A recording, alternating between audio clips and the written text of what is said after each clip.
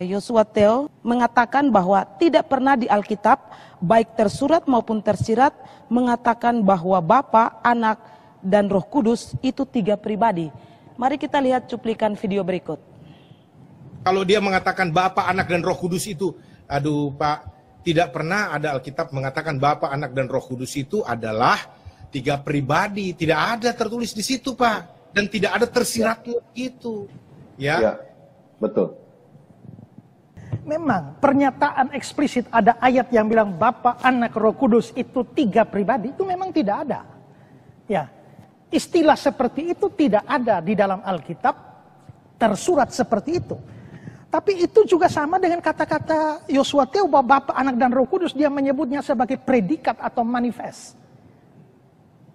Coba kita lihat video 1 ini. Saya orang yang percaya eksistensi Bapa, eksistensi Anak Allah, dan eksistensi Roh Kudus.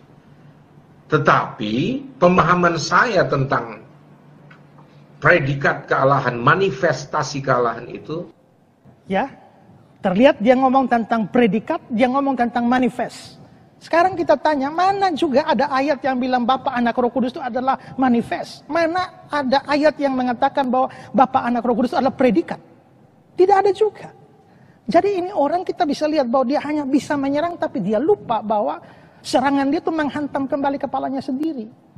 Ya.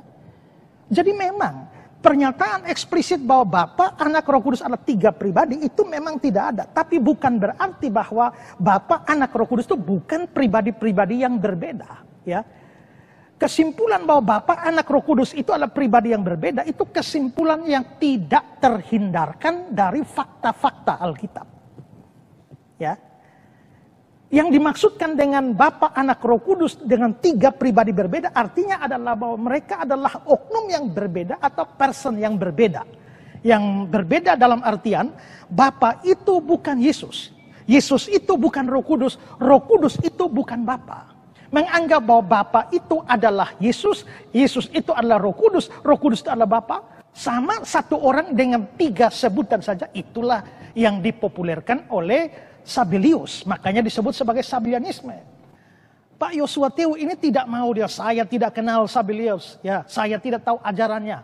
Ya, mungkin saja dia tidak pernah tahu ajarannya, tapi ajaran yang dia sampaikan itu memang persis seperti yang dipopulerkan oleh Sabellius, makanya disebut sebagai Sabellianisme. Nah, tadi saya bilang bahwa memang pernyataan eksplisit Bapa, Anak, Roh Kudus adalah 3 pribadi tidak ada. Tapi itu adalah kesimpulan yang tak terhindarkan dari fakta-fakta Alkitab. Ya. Nah sekarang saya akan menunjukkan dari fakta-fakta Alkitab mengapa sampai pada kesimpulan demikian. Pertama saudara, Bapa, Anak, dan Roh Kudus itu bisa hadir secara bersamaan. Kalau kita melihat di dalam Matius pasal 3 ayat 16 dan ayat yang ke-17. Ini kasus Yesus dibaptis. Sesudah dibaptis, Yesus segera keluar dari air. Dan pada waktu itu juga langit terbuka dan dia melihat Roh Allah seperti burung merpati turun ke atasnya. Lalu terdengarlah suara dari surga yang mengatakan, inilah anakku yang kukasihi, kepadanya aku berkenan. Sesudah dibaptis, Yesus segera keluar. Berarti ada Yesus yang keluar dari air.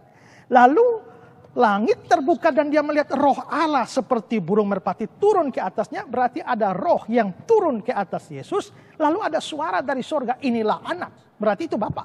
Berarti di sini kita bisa lihat bahwa 3 pribadi itu muncul secara bersamaan. 3 pribadi itu muncul di dalam waktu yang sama. Kalau Bapa itu adalah anak, anak itu adalah Roh Kudus, terus bagaimana 3-nya bisa muncul bersamaan? Ya. Hanya kalau mereka pribadi berbedalah maka 3-nya bisa muncul bersamaan. Selain itu saudara, ada sejumlah ayat kitab suci yang menunjukkan kemunculan bersama Bapa dan Anak atau Yesus sebagai 2 pribadi yang berbeda. Kita melihat di dalam perjanjian lama, Daniel pasal 7 ayat 13. Aku terus melihat dalam penglihatan malam itu, tampak datang dengan awan-awan dari langit seorang seperti anak manusia. Datanglah ia kepada yang lanjut usianya dan dibawanya ke hadapannya. Perhatikan di sini ada 2 person, anak manusia. Lalu ada yang satu lagi yang lanjut usianya. Kalau kita belajar tafsiran, maka anak manusia ini menunjuk kepada Yesus dan nubuat tentang Yesus atau penglihatan tentang Yesus, sedangkan yang lanjut usianya ini adalah Bapa. Berarti kita bisa lihat Daniel melihat ada dua orang, yaitu anak manusia, dan anak manusia itu datang kepada yang lanjut usianya.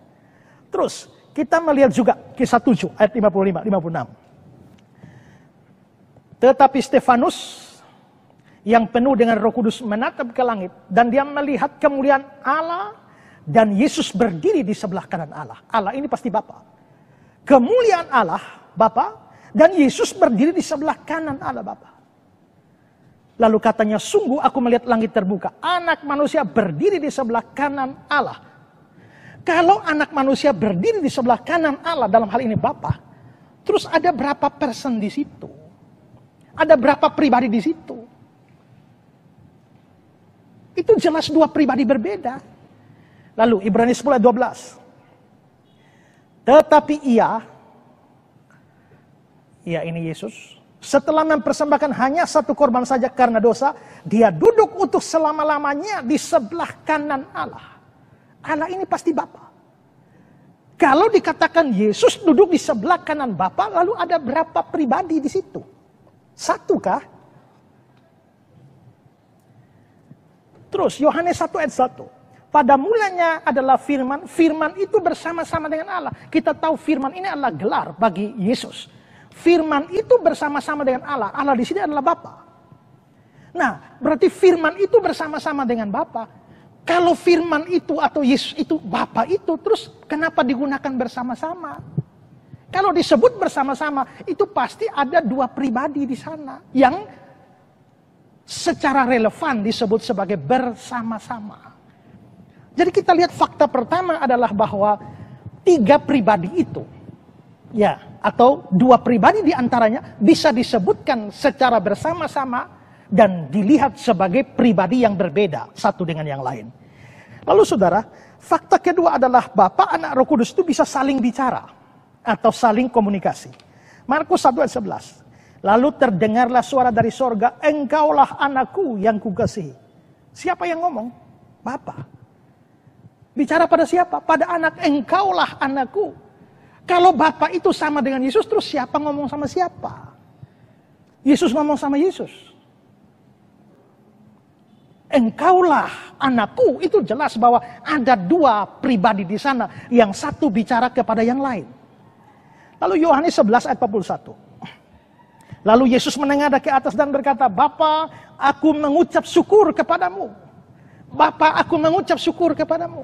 Kalau Bapa itu ya Yesus itu, terus yang mengucap syukur Yesus. Mengucap syukur pada siapa? Pada diri sendiri. Yesusnya mengucap syukur, tapi ucapan syukur itu disampaikan kepada pribadi yang lain yang namanya Bapa itu. Maka di situ ada dua pribadi. Roma 8 ayat 26. Demikian juga Roh membantu kita dalam kelemahan kita.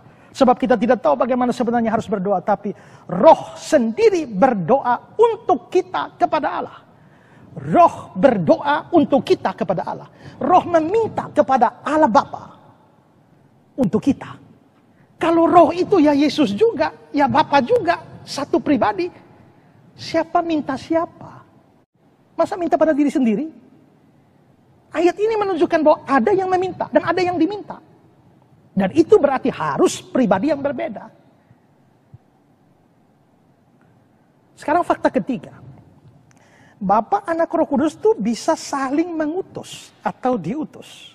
Ya, lihat Galatia 4 ayat 4. Tetapi setelah genap waktunya, maka Allah mengutus anaknya yang lahir dari seorang perempuan. Allah di sini pasti Bapa. Mengutus anaknya, ini Yesus. Jadi Bapa mengutus anaknya.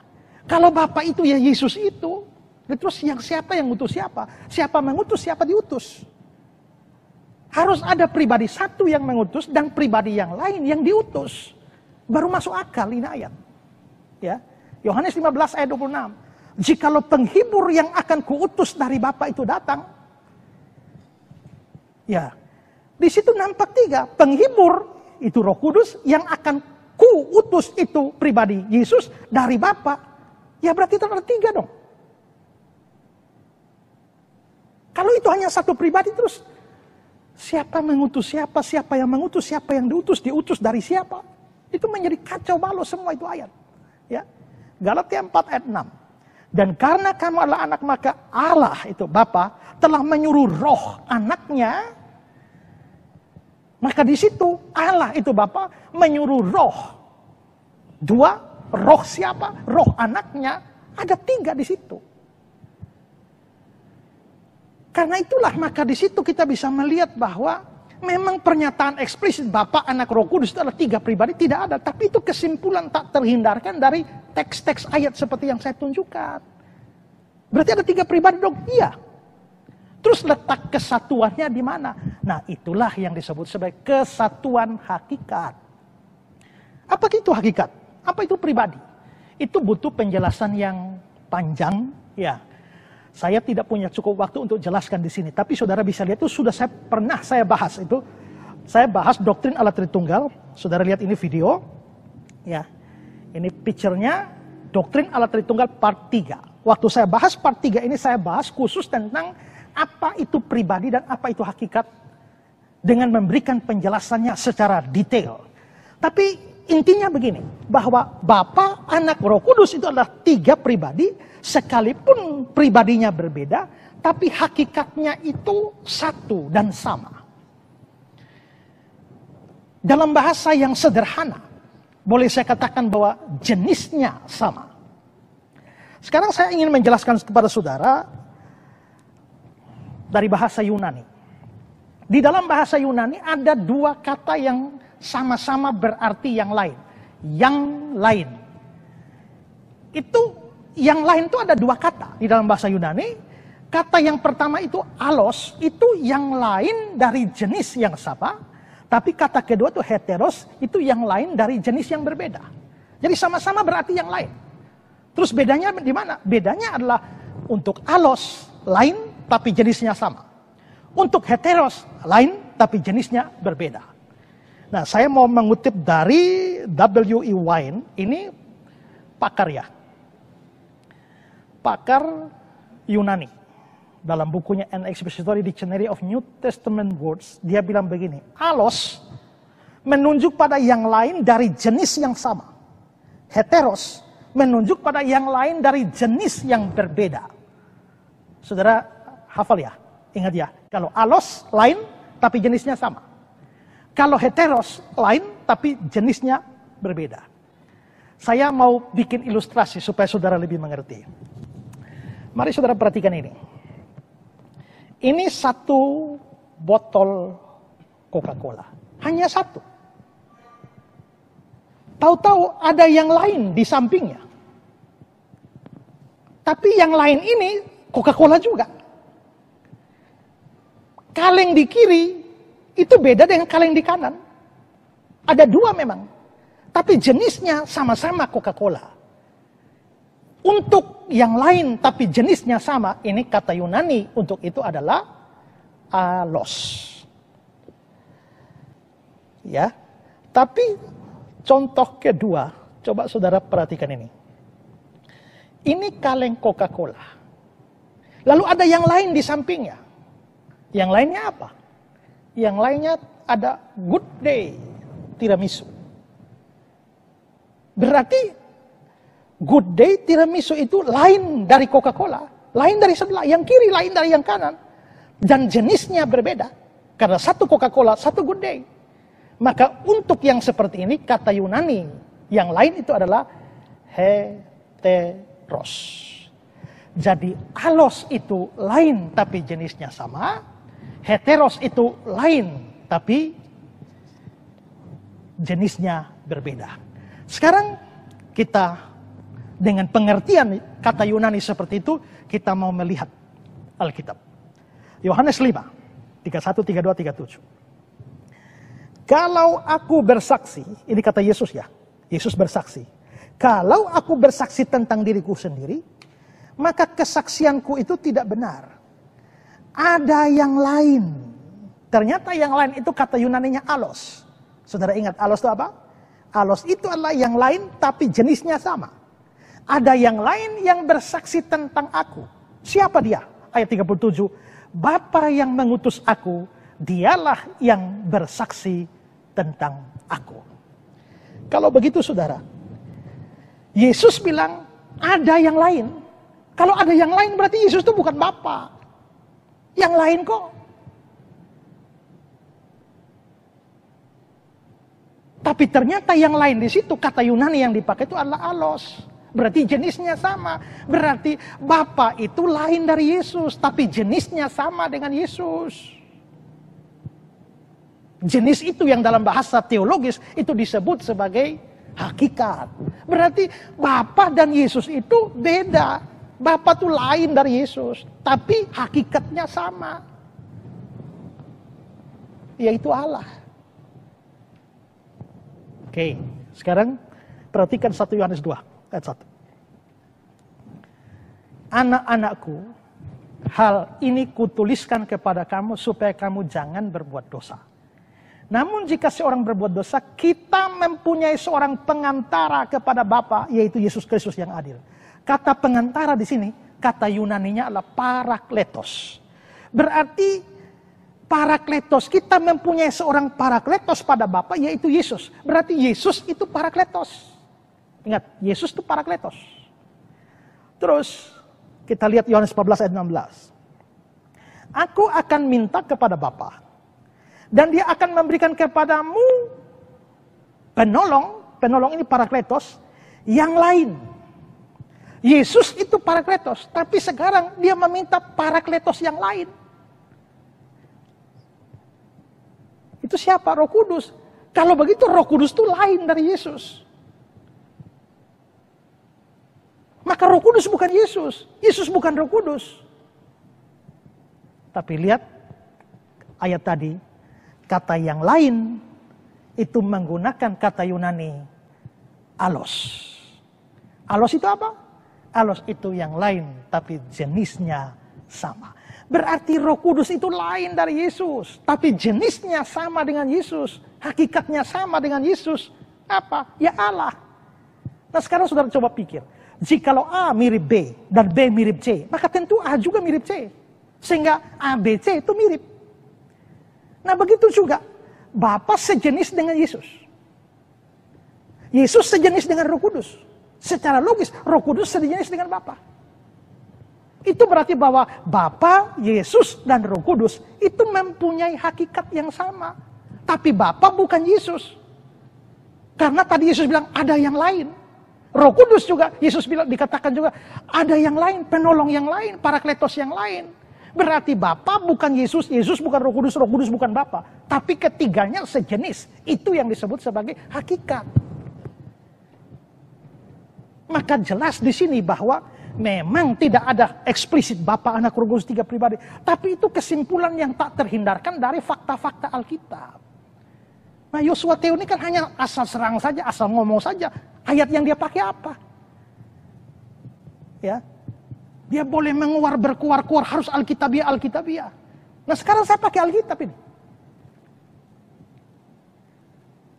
Katanya doktrin Tritunggal itu hanya teologia, bukan Alkitab. Bukan Alkitabiah. Nah ini yang saya pakai apa? Yang saya jelaskan kepada saudara. Ini ya dari Alkitab. Itulah teologia. Teologia bersumber dari Alkitab. Kalau dia ngotot sama, jelaskan apa maksudnya Yesus bilang ada yang lain. Lalu Yesus juga bilang Roh Kudus itu yang lain. Parakletos yang lain. Apa arti yang lain?